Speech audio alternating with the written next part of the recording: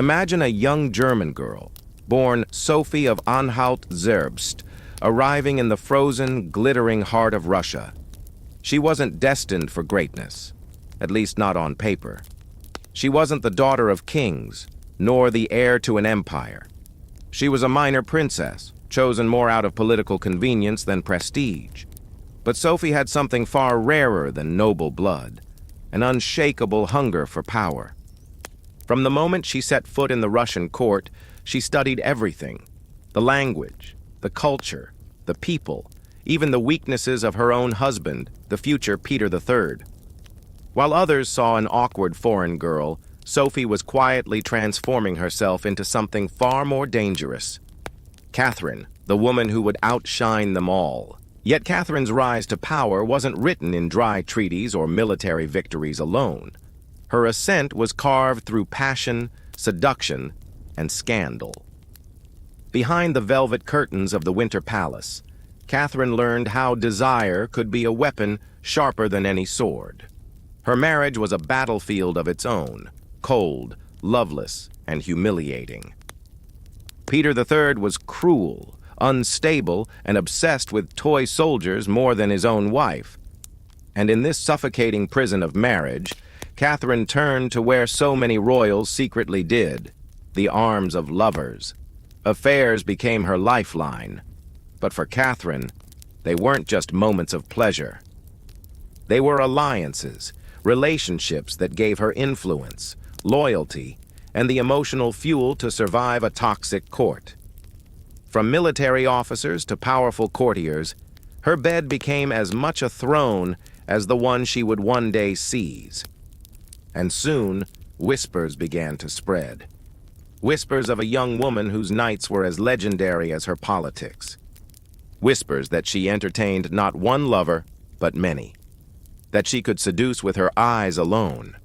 That in the frozen palaces of Russia, the empress's hunger was never satisfied. Some called it immorality, others called it strategy. But everyone, friends, enemies, and foreign spies alike, knew one thing: Catherine the Great would forever blur the line between lust and power. And as her reign unfolded, those whispers would erupt into the most scandalous rumors in royal history. Tales so shocking that centuries later, they are still repeated in hushed, scandalized tones. Because Catherine was not simply a queen. She was the embodiment of desire and domination, and the world would never stop talking about her bedchamber. Behind the golden gates of the Winter Palace, Catherine's true kingdom was not just Russia, it was her bedroom. Her official marriage to Peter III was a disaster from the start. He mocked her, humiliated her, and preferred playing with toy soldiers over sharing her bed. Catherine was a wife in name only, trapped in a loveless union that left her desperate, vulnerable, and dangerously lonely. And so she looked elsewhere. What began as secret affairs quickly turned into a whispered legend of a woman whose lovers were as famous as her battles. From dashing soldiers to powerful statesmen, Catherine's bed became both a sanctuary and a battlefield. Her first great passion, Sergei Saltykov, is even rumored to have fathered her son. Then came Grigory Orlov, a military officer whose strength and loyalty helped her orchestrate the coup that would place a crown on her head. But this was more than romance. These men were carefully chosen, tested, and rewarded. Catherine's affairs were not reckless indulgence. They were strategies of survival. A lover in her arms often meant an ally in her court. A night of passion could transform into years of political loyalty. Still, the whispers grew darker. Courtiers claimed Catherine kept a private system for selecting her favorites. Young men were secretly vetted by trusted servants before being presented to her. Some even said she created a hidden chamber where her lovers were trained to satisfy her, like soldiers drilled for battle. Whether truth or slander, the rumors spread like wildfire across Europe. Foreign diplomats sent home scandalous reports of an empress with an endless appetite, a woman whose bedchamber was more powerful than any throne. And as her list of lovers grew, so too did the tales of cruelty. Some claimed that once Catherine tired of a man, he was dismissed with riches and estates. Others whispered more sinister endings: exile, ruin, even mysterious deaths. To her enemies, Catherine was no longer a monarch, but a predator draped in jewels, a woman who devoured men as easily as she devoured nations. The truth was far more complicated. Catherine was intelligent, cultured, and deeply lonely. But in the brutal world of Russian politics, her personal life became a weapon her enemies would twist against her. Every kiss became a scandal, every affair a target. And soon her bedroom would no longer be just the subject of gossip. It would birth the darkest, most shocking myth in royal history. Before Catherine could become the most powerful woman in Europe, she was chained to one of its most pathetic men, Peter III of Russia, her husband, her tormentor, her greatest obstacle. To the world, he was heir to the Russian Empire. But behind palace doors, he was a drunk, a fool, a man-child obsessed with German soldiers and his toy regiments. Catherine, elegant and ambitious, was forced to share her life with a man who ignored her, mocked her, and humiliated her at every turn. Their marriage was a battlefield without love. Peter paraded mistresses openly, belittled Catherine in public, and spent nights in drunken debauchery while leaving his wife cold and alone. Whispers spread that Peter was incapable of consummating their marriage, that Russia's future heir might never come from the Tsar himself. In the shadows, Catherine searched for escape. Her first lover, Sergei Saltykov, is rumored to have fathered her son, Paul, though Peter claimed the child as his own. To Catherine, the affair wasn't just passion, it was survival. Producing an heir meant securing her place in a court that despised outsiders. But as years passed, her misery deepened. Peter insulted Russian traditions, praised their enemies, and alienated the powerful Orthodox Church. His reign was a disaster before it even began. The nobility despised him, the army mocked him, the people feared what his rule would bring. And Catherine waited. Every cruel word, every humiliation, every night he staggered drunk through the halls of the palace. She remembered them all. Her patience hardened into resolve. If Peter were to sit on the throne, Russia would collapse. If Catherine did not act, she would be destroyed. When Peter finally ascended in 1762, Catherine knew it was her moment. With the help of her lover, Grigory Orlov, and his brothers, commanders in the Imperial Guard, she plotted a coup that would shake Russia to its core. On a summer morning in July, Catherine rode through the streets of St. Petersburg, dressed in the uniform of a guard officer. Soldiers and priests bowed before her, declaring her Catherine II, Empress of Russia. Peter was captured without a fight. Days later, he was dead. Officially, natural causes. Unofficially, he had been strangled, beaten, and silenced forever. Catherine was free. Her brutal marriage was over, and from its ashes she would rise, not just as a ruler, but as one of history's most feared and scandalous women. But if her marriage had ended in blood, her reign would begin in passion. For Catherine's hunger for power, for lovers, for immortality was only just beginning. With Peter dead and the crown on her head, Catherine was finally free. Free to rule, free to dominate, and free to indulge in the passions she had been denied. But Catherine's lovers were never just men of desire. They were pieces on her chessboard, soldiers in her private war for survival. Each affair was a carefully chosen alliance, each embrace a pact sealed in whispers and candlelight.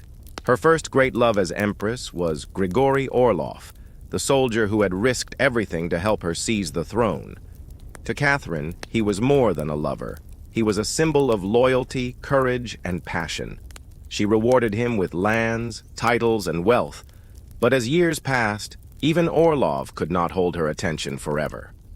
Then came Grigory Potemkin, perhaps the greatest love of her life. He was a brilliant general, a man of fire and strategy, and Catherine's equal in both intellect and desire. Together, they forged Russia's empire, conquering lands, building cities, and reshaping the destiny of a nation. Their relationship was so deep, so consuming, that some historians believe they married in secret. Even after their romance cooled, Potemkin remained her most trusted ally, helping her choose future lovers as if managing the empire of her heart. But Catherine's appetite was legendary. Foreign envoys and rival courts whispered that the empress kept a secret system for her favorites. Young noblemen, handsome officers, even poets were rumored to be vetted by her ladies-in-waiting before being presented to her bedchamber. If they pleased her, they were showered with palaces, estates, and riches beyond imagination. If they failed, they vanished, exiled from her sight, their names erased from courtly memory.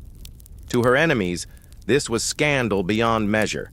Pamphlets spread across Europe painting Catherine as a nymphomaniac in jewels, a woman enslaved by lust, more beast than queen.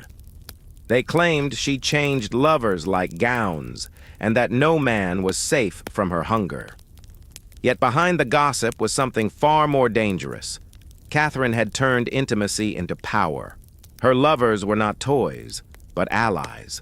Through them, she bound generals, courtiers, and nobles to her throne.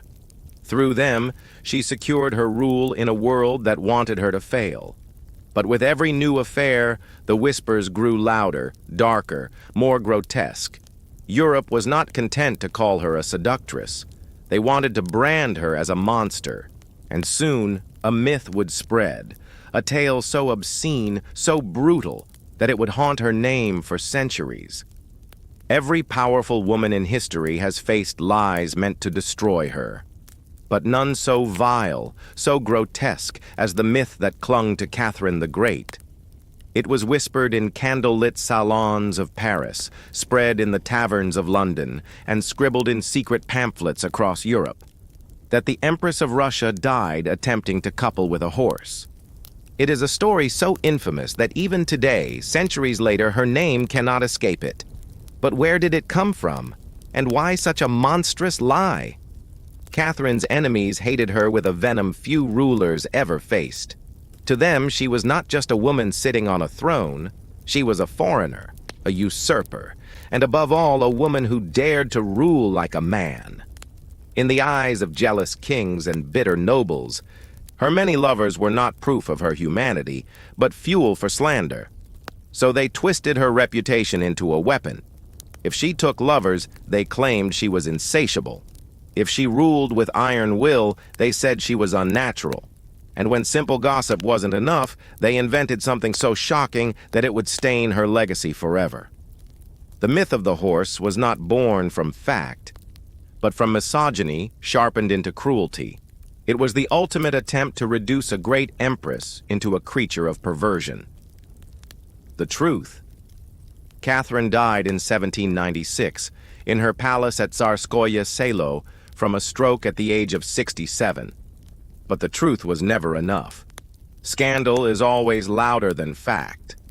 And so, as she lay in her coffin dressed in imperial jewels, the whispers continued, that her reign ended not with dignity, but with disgrace. It was a lie so powerful that even in the modern world, her name is still chained to it. But if you strip away the filth, the slander, and the cruelty, a different picture emerges, not of a woman destroyed by lust, but of a ruler who used love, power, and passion to bend an empire to her will. Catherine the Great was many things: lover, seductress, conqueror, visionary. But the one thing she never was the monster her enemies tried to create. Catherine the Great's reign was more than scandal. It was transformation.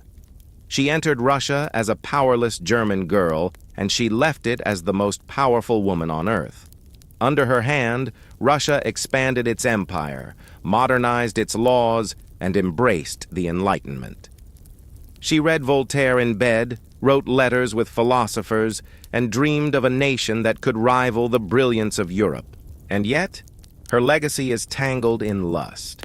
Her real love life was passionate, sometimes reckless, but always deeply human. Catherine adored her lovers not as toys, but as companions, as political allies, as men who gave her comfort in a cold palace of daggers and intrigue. She elevated them, gave them wealth, titles, even palaces. But when they betrayed her, she cast them aside with ruthless precision. To her, love was not weakness, it was power. But scandal is eternal. Her enemies made sure that when history remembered her, it would remember the rumors, the affairs, and the whispers louder than the reforms or the victories. To many, she is still the woman who wanted too much. And perhaps that is the true tragedy. Catherine was no saint. She lied, she betrayed, she indulged.